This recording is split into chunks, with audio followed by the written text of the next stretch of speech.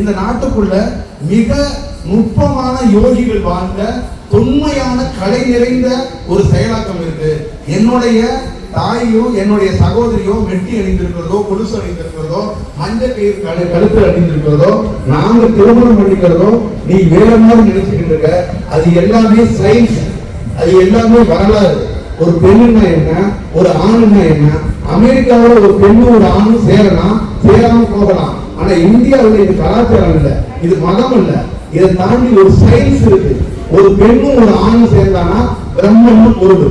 அதான் சிவபெருமான் பார்வதிக்கு உருவாக்கலாம். இந்த சயின்ஸ் அமெரிக்கா உருவாக்கல, ஆஸ்திரேலியா உருவாக்கல, லண்டன்ல உருவாக்கல, எந்த பெரிய பெரிய பல்கலைக்கழகத்தில் இருக்கிறவனும் உருவாக்கல.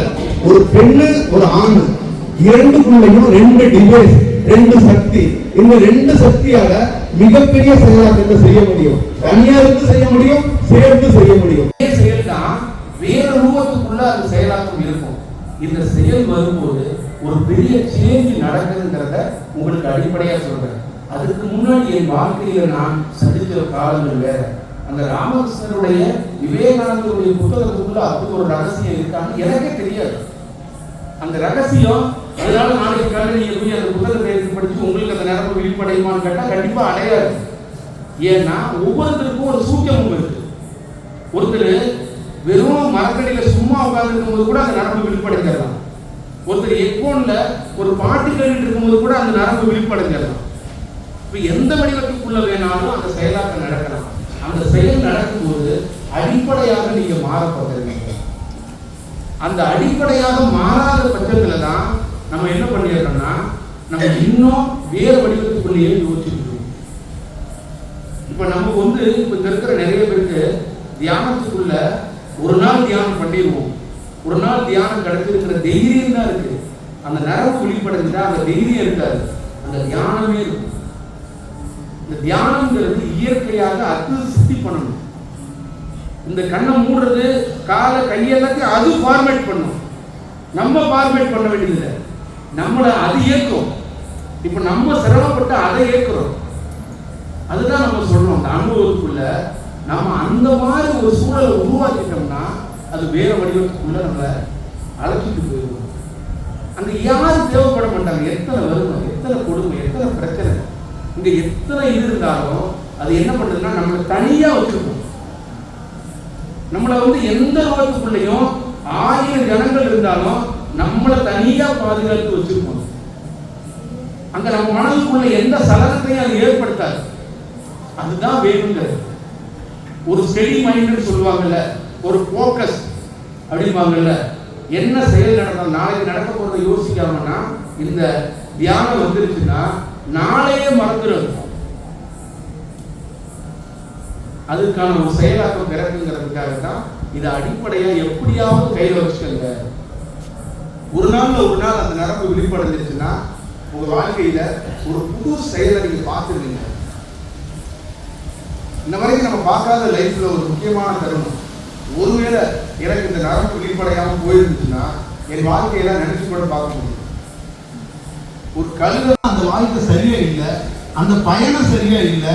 100% நீ வெளியில இருந்து இன்னொரு விஷயத்தை நீ பார்க்க தொடங்கி நீ பார்க்கும் போதுதான் தெரியும் அந்த வாழ்க்கைக்குள்ள எவ்வளவு செயல் இல்லாத வாழ்க்கையை நம்ம புடிச்சுட்டு தொங்கிருக்கோங்கிறத. அதுதான் இந்த மாதிரி சத்சங்கத்துக்குள்ள பெரிய நோக்கமாக எடுத்து பேசுறோம். இந்த தவங்கிறது உங்களை எதை செய்ய வைக்கும் போது அப்படின்னு கேட்டீங்கன்னா உங்களுக்குள்ள மீண்டும் சொல்றது தான். உங்களை அறியறதுக்கு மட்டும் கிடையாது, உங்களை தயார் பண்றதுக்கும், உங்க உடலை தயார் பண்றதுக்கும், உங்களுடைய வேலை இருக்குல்ல, உங்களுடைய திட்டம் இருக்குல்ல, உங்களுடைய செயல் இருக்குல்ல, இதை யாருக்கிட்டையும் அணுகாம, யாருக்கிட்டையும் ஆலோசனை பண்ணாம உங்க புள்ள படிப்பு, உங்களுடைய வீடு கட்டுறது, இதுக்கெல்லாம் வாஸ்து சாத்து மற்றவங்கள்ட்ட போய் அறிவுரை கேட்காம நீங்களே முடிவெடுக்கிறதுக்கான ஒரு வாய்ப்புகளை உருவாக்கி கொடுக்கணும் அப்படிங்கிறது தான் ஒரு செயல்.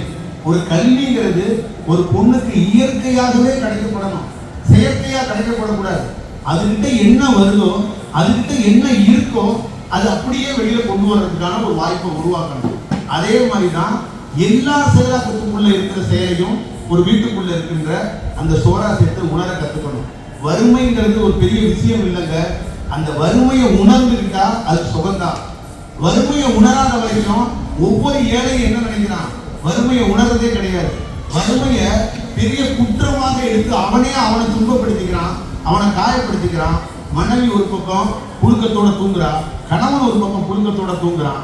இந்த வறுமைக்குள்ள நடுவுல இவங்க 2 பேரும் சண்டை போட்டுக்களே ஒழிய அந்த வறுமை என்ற ஒரு செயல் இவங்க இதயத்தை சண்டை போட்டுக்கிட்டே இருக்கு. இந்த செயல்ல இருந்து ஒரு நாள் விடுபடணும்.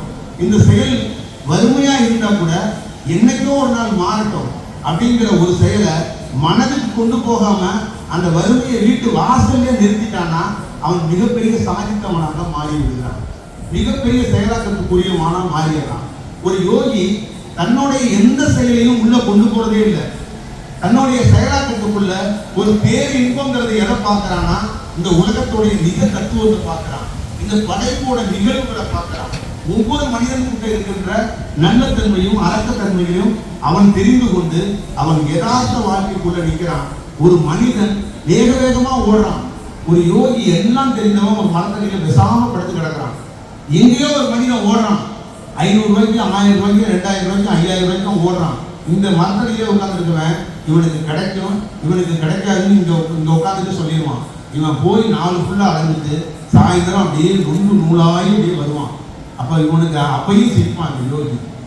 போகும்போது சிரிச்ச வரும்போது சிரிச்ச என்னையா இருந்தா, போகும்போதும் தெரியும் இது ஒன்றும் வேலைக்காகாதுன்னு, வரும்போதும் தெரியும் ஒன்றும் வேலைக்காகாதுன்னு. அப்போ ஒரு சராசரி மனிதனுக்கு அது தெரியல. அது தெரிஞ்சுட்டா அவன் உடம்பை போட்டு இவனை கசக்க மாட்டான். இப்ப தெரியாதனாலதான் உங்க வீட்டுக்குள்ள சின்ன சின்ன இட்லியிலேருந்து சட்னி வரைக்கும் சண்டை வர்றதுக்கான காரணம் நீங்க இருக்கின்ற உங்கள் செயலை தெரியாதனாலதான்.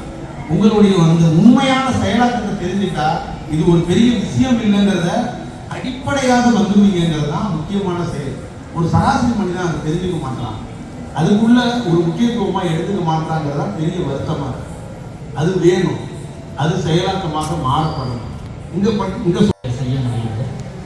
இது தாண்டி மனம் வேறு எந்த சிந்தனையும் இல்லாமல் ஒரு பூர்ணமான அமைதியிலே இருக்குது.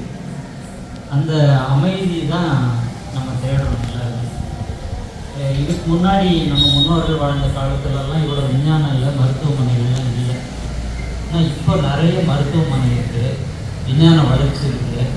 அந்த ஆங்கிலத்தில் கம்ஃபர்ட் ஜோன் சொல்லுவாங்க. ரொம்ப வசதியாக இருக்கிற மாதிரி இருந்துட்டு இருக்கிறவங்களுடைய, ஆனால் அமைதி என்பது இல்லை யாருக்கும்.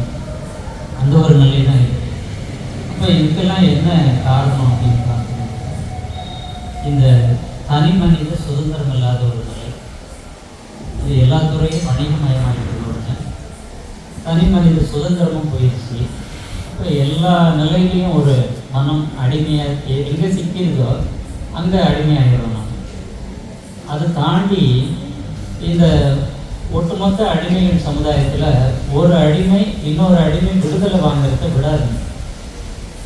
இது மட்டும் எப்படி விடுதலை வாங்கலாம் அப்படிங்கிற மாதிரி நம்ம பிடிச்சி அந்த மாதிரியான ஒரு சூழ்நிலைக்கு நிலவி கொண்டு அந்த ஒரு பேர் அமைதிக்கு நம்மளை இது கூட்டிகிட்டு போகுது. அப்போ இந்த சமுதாயத்தில் தான் வாழ்ந்தாகணும், இந்த சூழ்நிலையில தான் கடந்தாகணும், இந்த செயல்பாடுகளோடு தான் ஒன்றி நம்முடைய அன்றாட நிகழ்வுகளும் இருந்தாக வேண்டும். அப்போ இதிலிருந்து நம்ம தயார்படுத்துறதுக்கு அந்த தியானம் ரொம்பவும் பயனுள்ளதாக இருக்குது. மற்ற கண்களைக்கு அழுதுருவீங்க, வீட்டுக்கு போக மாட்டீங்க, சத்தியமா இங்கேயே இருந்து அழுதுருவீங்க. ஏன்னா அப்படியாப்பட்ட பேர் ரகசியத்துக்குரிய இடம் இந்த இடம். இந்த இடம் மாதிரி தான் காசி. காசியும் இந்த இடமும் ரெண்டும் இணையான ஒரு செயலுக்குள்ள இருக்கிறது. இது உப்பு நீர்ல பெரிய அதிசயத்தை பண்ணுது, அது கங்கையாக பெரிய அதிசயத்தை பண்ணுது. ரெண்டுமே ஒரு மனிதனுடைய வாழ்வியல இந்த உலகம் முழுக்க இருக்கிறதுல இந்தியா தான் முன் உதாரணம், பாரதம் தான் முன் உதாரணம். ஒரு மனித சமூகம் வாழ்வதற்கு, ஒரு மனித சமூகம் வளம் பெறுவதற்கு ஒரு தனி மனிதன் உரை நிகழ்த்தாம, எந்த பேச்சும் பேசாம, எந்த காட்சியும் கொடுக்காம, எந்த ஆசீர்வாதமும் இல்லாம, கண்ணுக்கே தெரியாத ஒரு பேராற்றல் எத்தனையோ லட்சம் மக்களை ஆசீர்வாதம் பண்ணுது, ஒரு வாழ வைக்கிறது வேற எந்த நாட்டுக்குள்ளேயும் கிடையாது.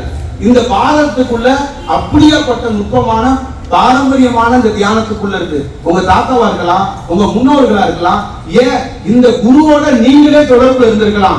இன்னைக்கு நீங்க ஏதோ ஒரு ஊர்ல இருக்கலாம், எங்கேயோ பிறந்திருக்கலாம், நமக்கு இந்த சாமிக்கு என்ன தொடர்பு இருக்குன்னு நினைக்கலாம். அப்படி இல்ல, ஏதோ ஒரு காலகட்டத்துக்குள்ள இந்த சக்தியோட நீங்களும் தொடர்புக்குரியவர்களாக இருக்கலாம். அந்த மாதிரி இந்த செயலாக்கத்துக்குள்ள வந்து குளிக்கிறதும் ஒரு ஆத்மார்த்தமாக செய்யணும். சடங்கு, சம்பிரதாயம், மந்திரம், தேங்காய் முடி, பூவு, வாழைப்பழம், இந்த பத்தி, இந்த எண்ணெய், இதுலெல்லாம் உங்க முன்னோர்களையோ உங்க கருமாவையோ தீர்க்கவே முடியாது. ஆத்மார்த்தமா உள்ள இருந்து ஒருத்தன் உயிர்ல இருந்து அழுகணும், உள்ள இருந்து ஒரு செயலாக்கம் செய்யணும். அந்த செயலாக்கத்துக்குள்ள இங்க பெரும் செயலை பண்ண முடியும். ஏன்னா இது சக்திக்குரிய இடம், பிரம்மாண்டமான சக்திக்குரிய இடம். இந்த நதி ஒரு மிகப்பெரிய ஒரு மனிதனை புதுசா கூட பிளக்க வச்சிரும். எவ்வளவு பெரிய தீமையானவனா இருந்தா கூட இந்த நதி நல்ல தன்மைக்கு மாற்றக்கூடிய செயலாக்கம். அதனாலதான் கடலுக்குள்ள நீங்க எதை கொண்டு விஷத்தை கொண்டு ஊத்துனா கூட அந்த கடல் தன்மை மாற்றி விட்டுரும். அது உப்பு தன்மை